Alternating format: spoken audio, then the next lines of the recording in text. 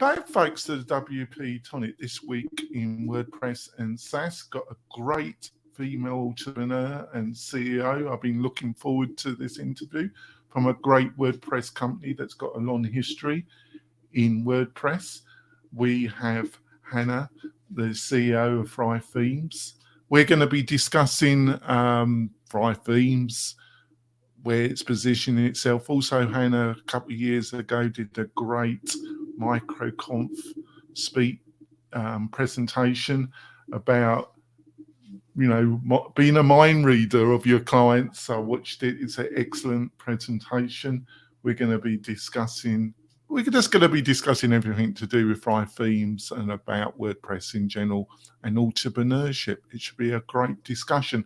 Before we go into the main meat and potatoes of the interview, I've got a couple quick messages from our major sponsors. We will be back in a few moments, folks. This podcast episode is brought to you by Lifter LMS, the leading learning management system solution for WordPress. If you or your client are creating any kind of online course, training-based membership website, or any type of e-learning project, Lifter LMS is the most secure, stable, well-supported solution on the market. Go to lifterlms.com and save 20% at checkout with coupon code podcast20. That's podcast20. Enjoy the rest of your show.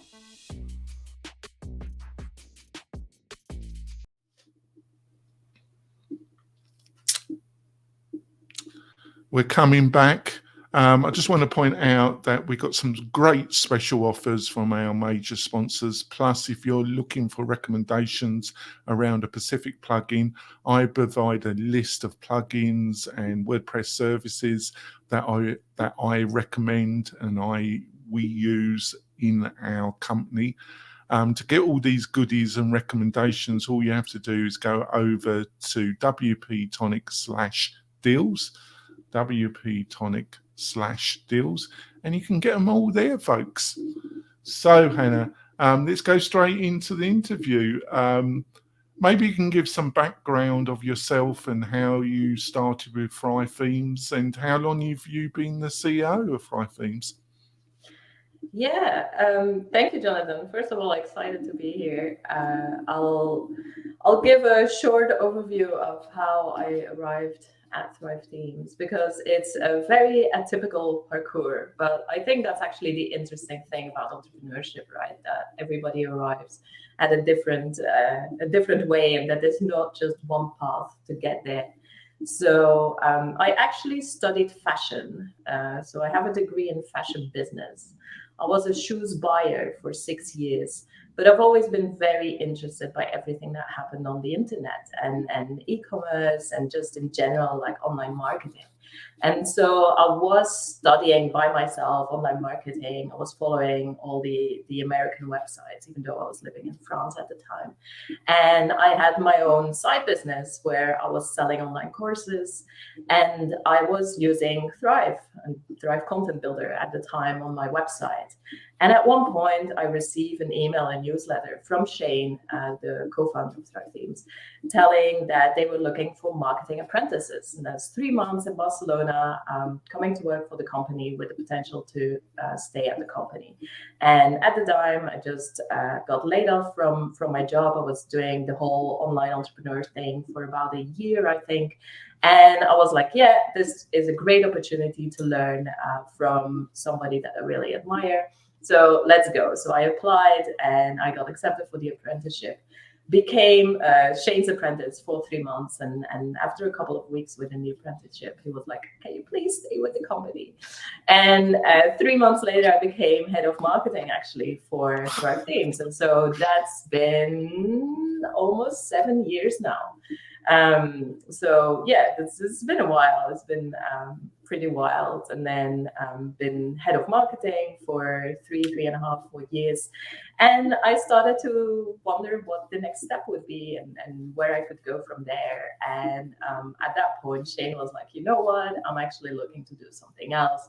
How about you take over the company? and I was like, sure, why not? Yeah. So that's about 3 years ago now. So that's that's kind of how that happened. So I think I just generally am very curious and put my nose into everything. So rather than just keeping it to marketing, I would look at what's happening in support, what's happening in design, what's happening in all the other departments of the company. And so it became almost a logical progression, I would say, to become CEO. Right. That's fantastic. That's an interesting story. We could go a long time in just that story. But let's move on. So Fry Themes, you seem to position yourself in the e-learning membership area. It's a very competitive sector, large sector, but extremely competitive, not only in the WordPress sector, but with a number of well-established and well-funded SaaS-based competitors. What do you think, obviously that was part of your presentation at MicroConf, where part of your presentation, what do you think Fry Themes brings to the table for the entrepreneur that wants to build a business in the membership e-learning space? They're looking at a number of different solutions, So what do you think Fry Themes really provides that maybe some of the other competitors don't? Only a slightly difficult question, Hannah. Slightly difficult.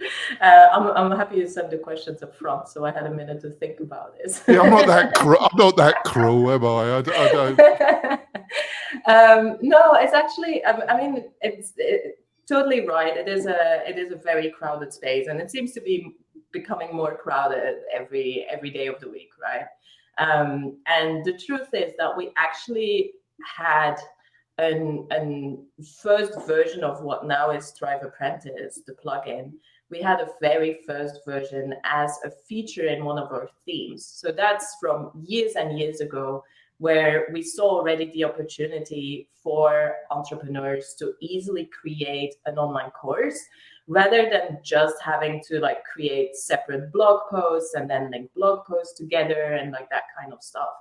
And then at one point within the company, we actually wanted to have our own university. And it's actually called Thrive University now, where we grouped all the different courses that we had and all the different opt-in offers and so on. We wanted to make one offer for our customers. And so we started developing Thrive Apprentice as actually an internal tool that we needed for our own company as a marketing asset.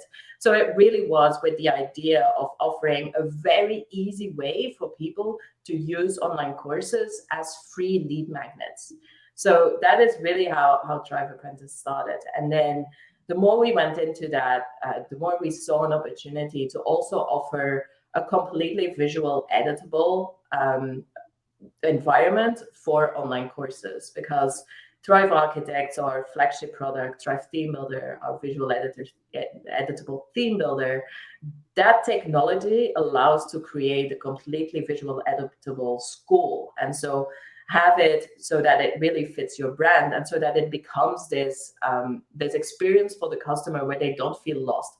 So I think that was one of the biggest opportunities with what's happening in the SaaS space, is that a lot of people, they have their WordPress website and then they send people off to Teachable or they send people off to another SaaS platform. And it's just like that disconnect. It's not your branding. It's not your, it just feels a bit weird. And so that's already the first thing, right? Why we love WordPress and why we love having an e-learning on WordPress. And then on top of that, adding the flexibility of our visual editing to it really allows to make the whole experience conversion focused. So I think it's what sets us apart is that we don't just have an LMS tool, but that we have the whole suite of tools that really allows people to create a sales page and then a login page and their online school and their courses, and that everything really interconnects and looks the same and is part of the online business. And the reason that we kept going into the online learning space was because our audience has always been solopreneurs, coaches, consultants, and online courses is just such a big opportunity that we couldn't not offer that anymore because our customers were just asking so much for it.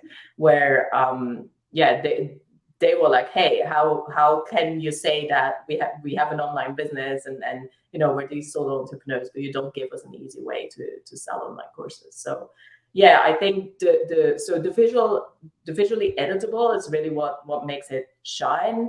The flexibility. So yeah, we have like a drip schedule that allows for cohort courses and every possible version of drip that you can imagine, so that people really can adapt it exactly the way they want to. So it can look the way they want it and it can fit their business. And then, together with the other tools, it allows to have this seamless experience for customers, which is really important. That's great. I just want to put this as a sub question. It's only my observation. I've got the deepest respect for Shane.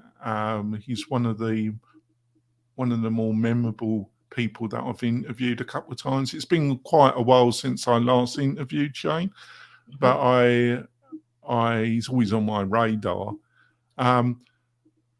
Fry Themes, my attitude to it it's been very similar to Access Ally and Natalie. Natalie's a fantastic entrepreneur as well. But problem with me with Fry Themes is that it was trying to be a walled garden, a bit like Access Ally, and I have a slight problem with that because to me, you're, and I understand it completely, but my observation recently of Fry Themes is that you're trying to break away from what I call is a WordPress kind of walled garden solution. Would I be correct in that observation? And have you been thinking about this and discussing this internally? Yeah, absolutely.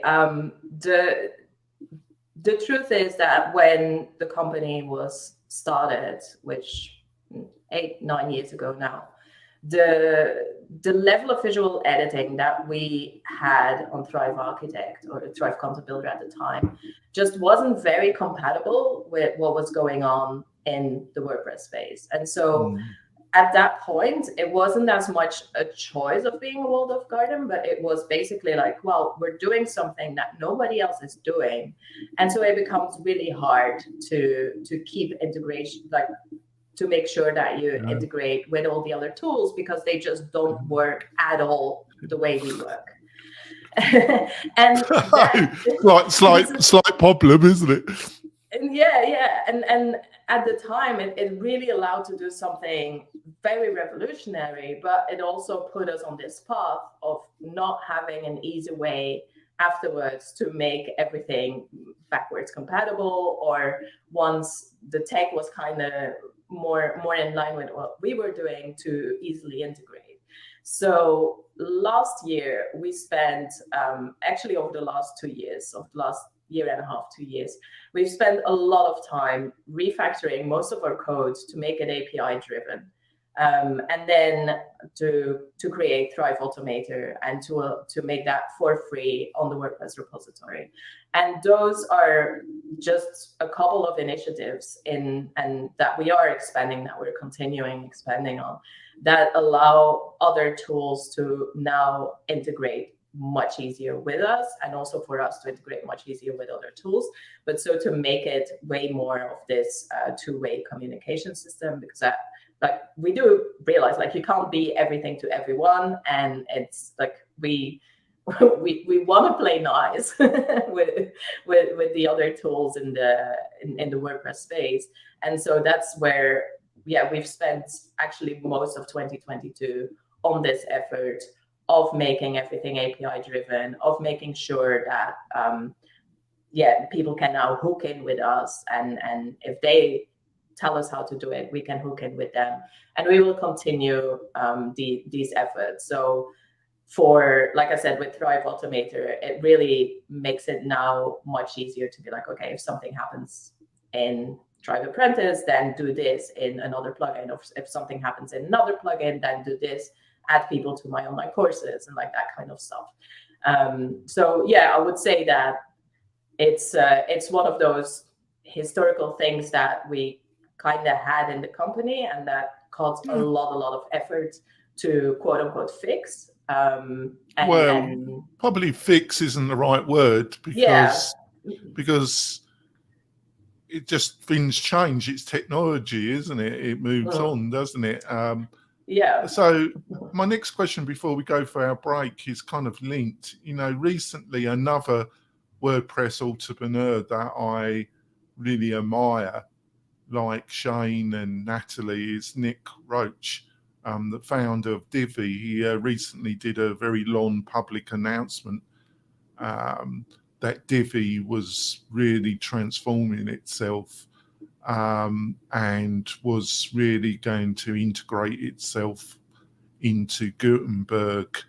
And seems to me what they're suggesting is going to be a Gutenberg library, but with the Divi interface, with extra functionality designed to its community, which Nick and know so well. Is this something else that you've been discussing, how Thrive Themes deals with the realities of Gutenberg? Has that been a discussion that's been going on in Thrive Themes? Obviously that's a discussion, right? Like we look what's going on in the overall WordPress space, and then we see where do we fit in, and at what point does it make sense to more deeply integrate or whatever. Right now, like that is not, we haven't decided to go that way. We haven't decided to go that path, to go all in on Gutenberg. Got any why you've decided that, or would you rather not give some insight about why you? It seems a slightly, because you seem to be suggesting that you're dealing with the integration question through a API, where Nick is really thrown Divi's hat into Divi, into Gutenberg, the future of Divi with Gutenberg. Are you saying that you think you've gone the API route and you just want to observe the situation a bit longer? Yeah, like last time, so we have block integrations or for some of our plugins in the Gutenberg editor, and when we looked at that, it's just, we would have to give up a lot of functionality, which at this point we're not willing to do. So we're keeping an eye on Gutenberg. We're seeing how it evolves, and if at some point we feel like it would be a good choice for our customers, then we might go down that road. But so far, we've never felt like it would be a better choice for people to use Gutenberg over our page builder. So was you was you at all surprised at Divi's announcement and how they're thrown in? Because Nick, I've always admired Nick. I felt that he's built a tremendous business. I wasn't totally surprised, because I think either you go the Elementor route, which is the £100 gorilla, fantastic team, but they have decided to go their own quasi SaaS platform solution route, or you seem to have to decide to go what Nick has done with Divi, where you seem to be suggesting that you're just waiting it out to some extent, which is totally understandable, because it's a very interesting time, isn't it? Would you agree with what I've just outlined? Either you go with the Animate or a separate kind of quasi WordPress SaaS solution, or you might have to look at what Nick has done with Divi. Yeah, and maybe there still is a middle ground, Yeah. That's true. All right, we're going to go for our mid-break. It's been a fascinating discussion. We will be back in a few moments, folks.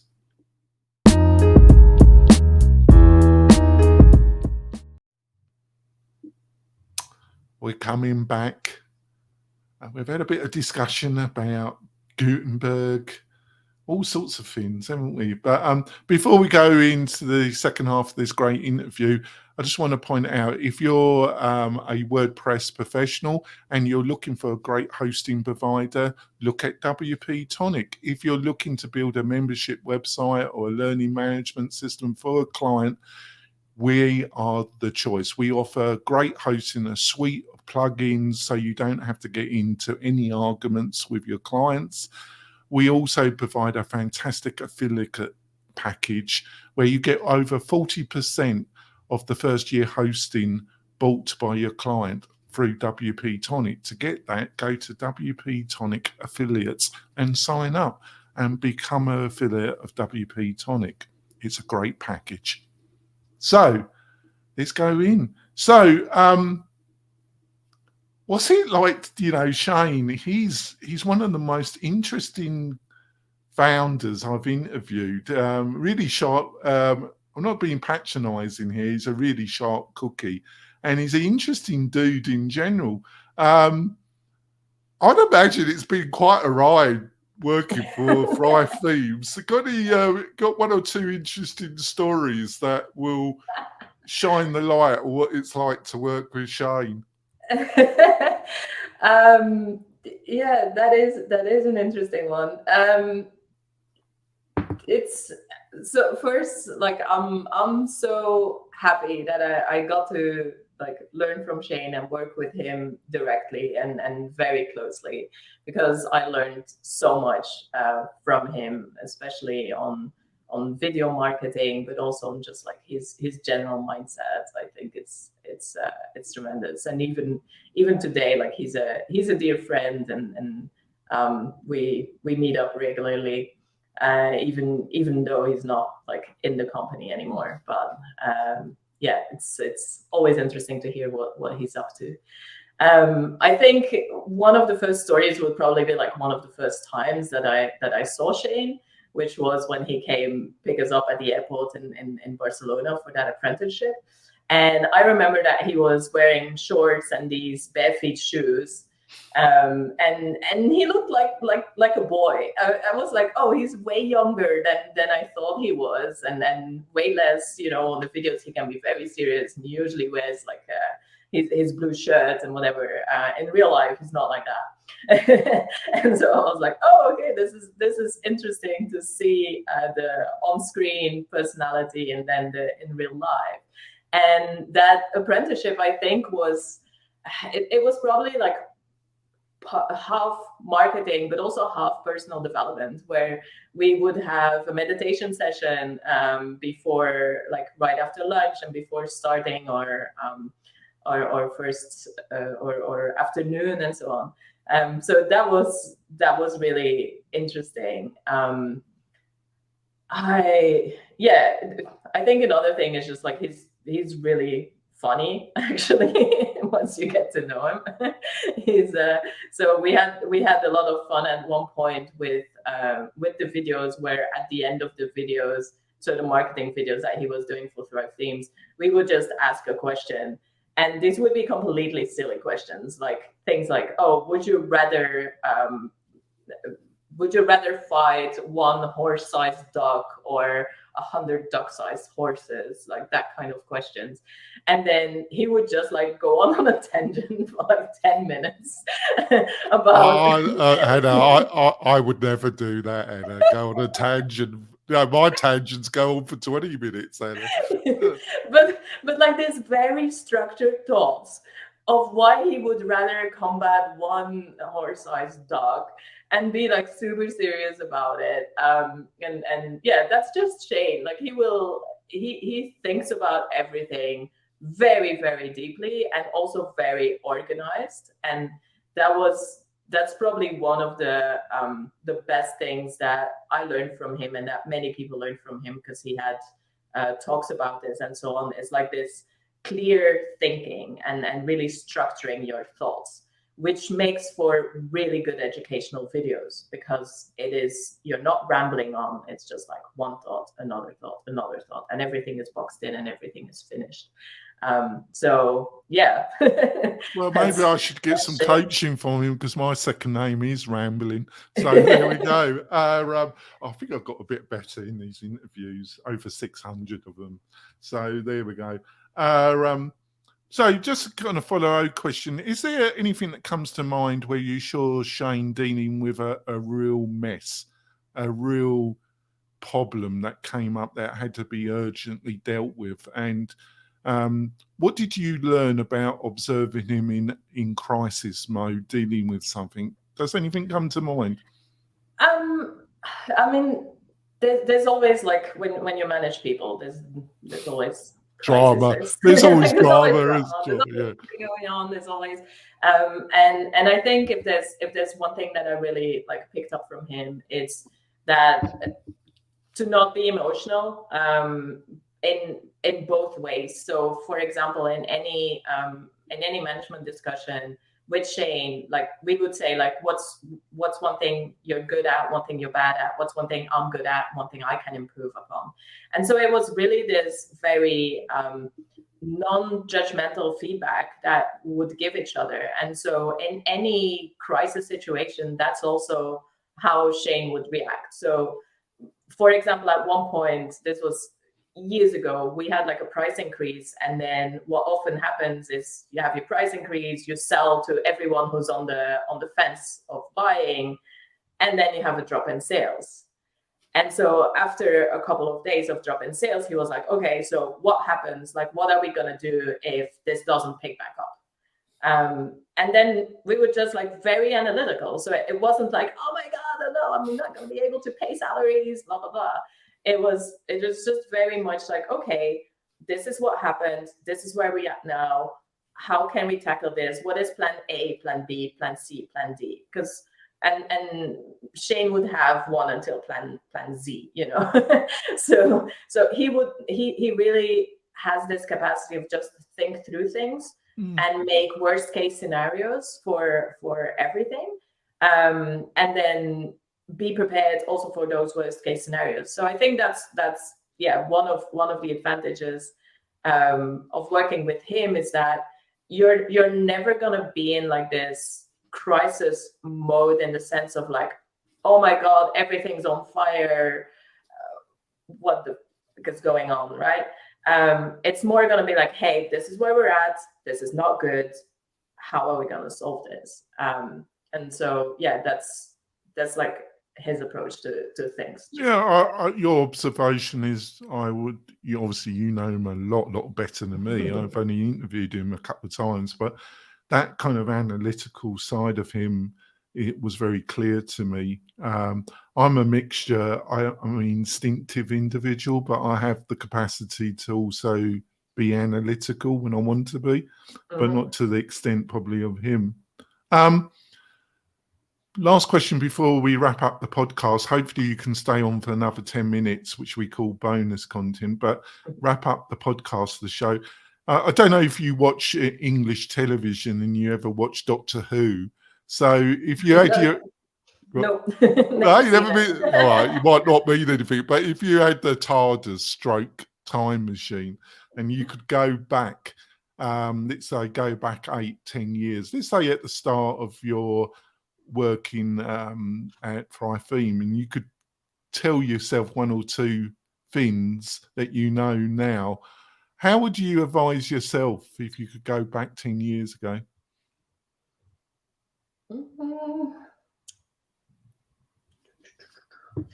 That's a good one.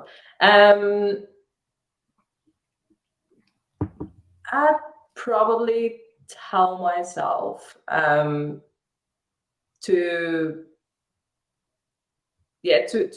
look less at what everybody else is doing, and to listen 100% to your true fans, and to just go in there.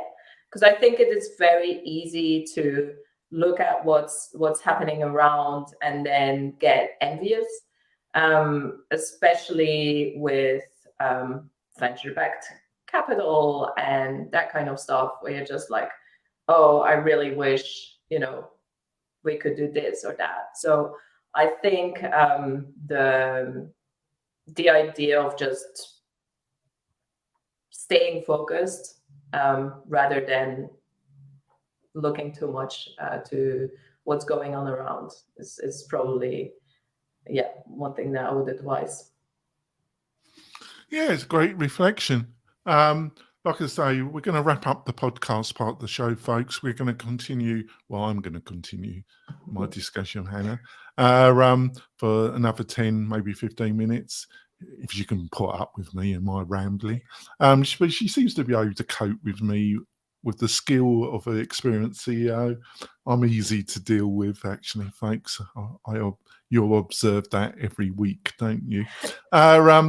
So, Hannah, what's the best way for people to find out more about you, what you're up to, and what Thrive Themes is up to? thrivethemes.com is the best way to go. You can look at our blog, or if not, we have a Facebook group, which is also for people who are already using Thrive Themes or are interested in what's going on.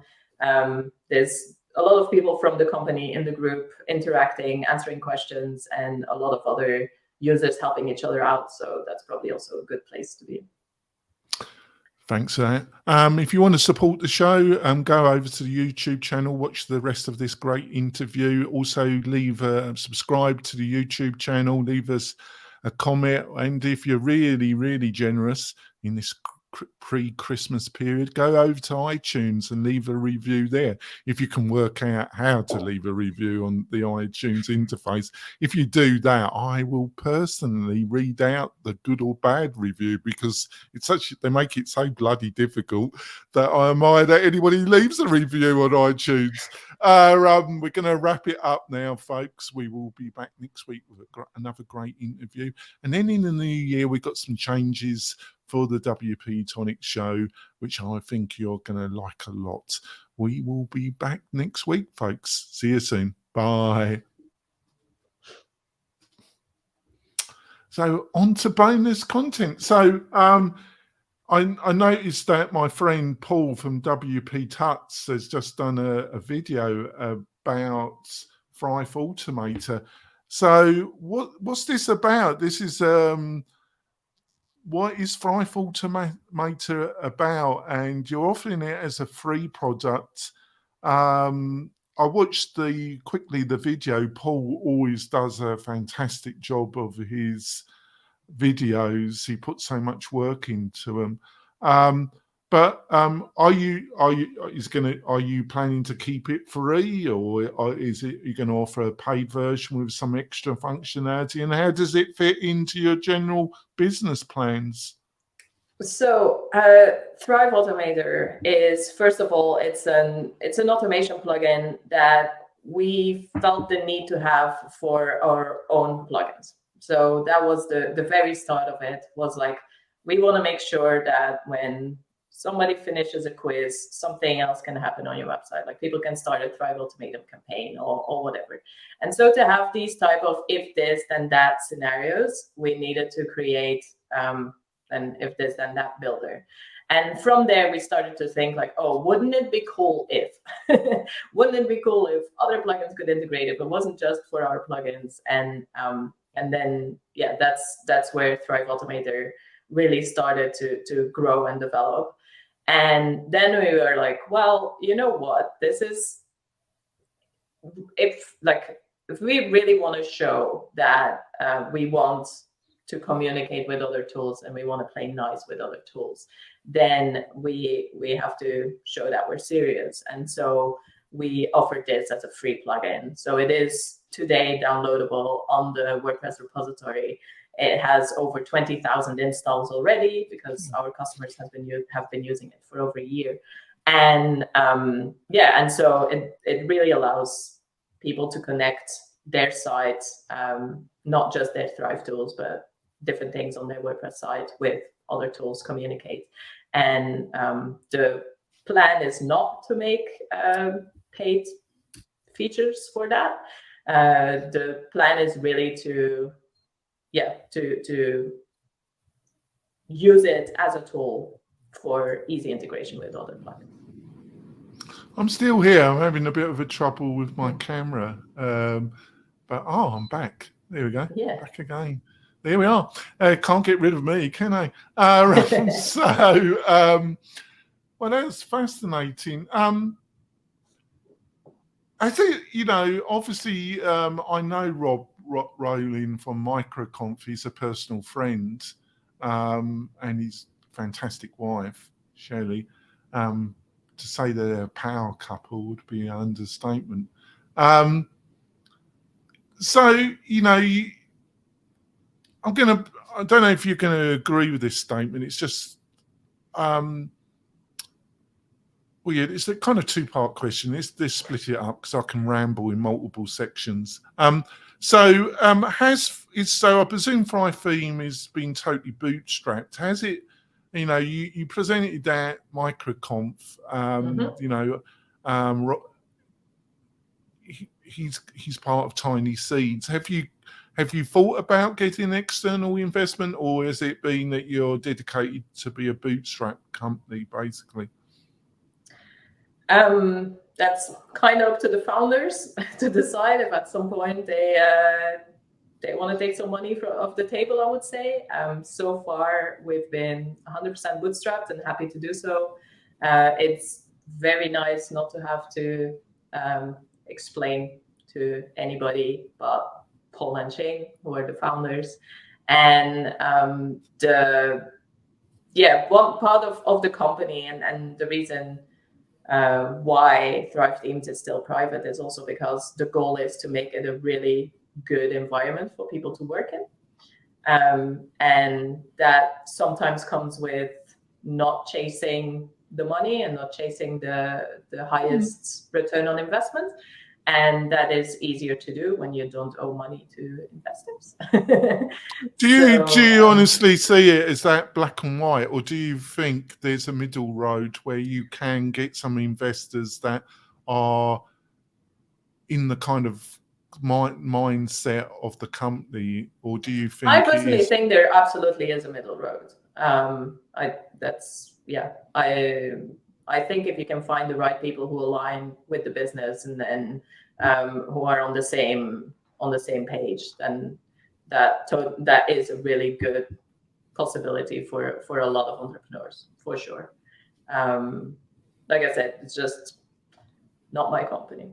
So, yeah, fair enough. Another part of the question is, I would say that Shane kind of built his own business, his own tribe, and it was based on WordPress. But Fly Theme was kind of, this is only my perspective, and you might totally disagree with it, but I'm putting this question to you to get that perspective. Fly Themes was really seen as not an organization that really played in the kind of sandbox of other WordPress companies. It was seen as a little bit outside of the WordPress community, whatever that, which is really hard to pin. But it had that, when I used to mention Fly Theme, they said, well, they don't really play with the rest of the WordPress community. Would you agree with that? Or are you trying to change that perception, or you're not really bothered that you got that perception anyway? Every company has the DNA of their founders, which means that when you look at Shane, when you know him as a person, he is one of a kind, and he's not very group driven, and he's not very so I think that the way Thrive Themes was started and grew as like being more on this island came from that attitude of not wanting, because that is something that Shane was really big on, like no friends politics, so to say. So not wanting to have to promote because somebody else promoted you, like that kind of attitudes. And for him, it was really this point of staying impartial, being able to really do what he wanted to do, and to recommend only the companies or the tools I totally recommend.